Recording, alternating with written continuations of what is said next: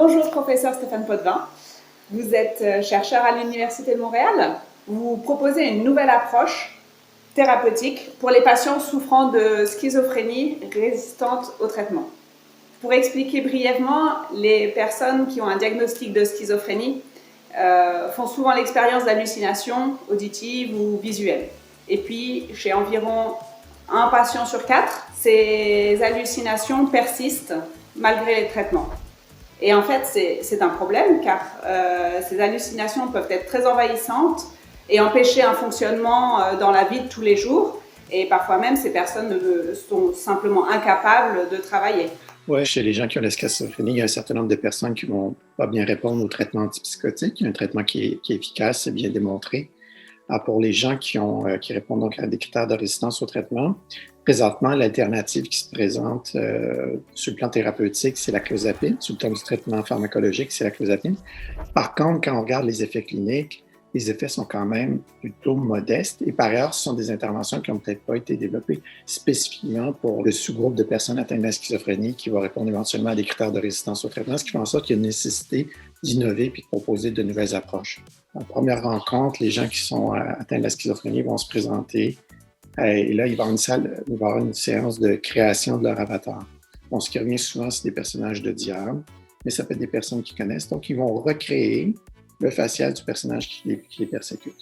Deuxième composante fondamentale, c'est que, comme c'est une hallucination auditive, on veut recréer une voix qui s'apparente beaucoup à la voix que les patients et les patientes entendent. Ensuite, une fois que ce personnage-là est créé, donc il y a la thérapie qui va s'engager en tant que telle, où là, le thérapeute va s'adresser au patient par le biais de l'avatar et le patient va être assis dans une salle où, avec un équipement de réalité virtuelle, l'avatar va apparaître devant le patient et c'est par le biais de l'avatar que le thérapeute va s'adresser au patient pour entamer un dialogue.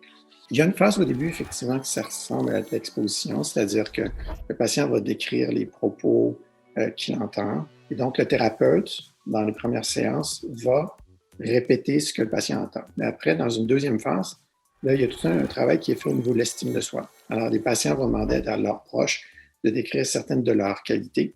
Donc, le thérapeute /voix va reprendre ces mots-là. Puis, éventuellement, dans une troisième phase, là, on va davantage être dans une dynamique de consolidation. Il y a graduellement plus une relation qui va se créer entre la voix et le patient, davantage que l'espèce de confrontation qu'il y avait au point de départ. Puis, nous, ici à Montréal, jusqu'ici, il y a 2 essais qui ont été complétés. Dans cet essai clinique-là, qui est très ouvert, peu contrôlé, on voyait qu'il y avait une amélioration vraiment importante, notamment, oui, au niveau des voix, mais peut-être plus spécifiquement au niveau de la détresse associée avec les voix. Puis autre chose aussi qui est intéressante, c'est qu'il y a des choses qui semblaient bouger aussi du côté de la qualité de vie. L'autre chose aussi qui est très intéressante, c'est que les effets semblent persister dans le temps. Donc, ce n'est pas juste un effet qui va disparaître immédiatement après la thérapie. Même au bout d'un an, on voyait encore qu'il y a les acquis qui ont été faits, post-thérapie est encore là au bout d'un an. L'avatar, c'est une thérapie réalité virtuelle où moi, les voix, j'avais 2 voix, la voix du bon Dieu que j'aime, que je ne veux pas perdre, puis j'avais le voix du diable qui était super fatigant. C'est lui que je voulais éliminer, mais je ne voulais pas augmenter ma médication parce que je voulais une meilleure qualité de vie dans le fond. Là, je voulais être plus autonome, plus actif.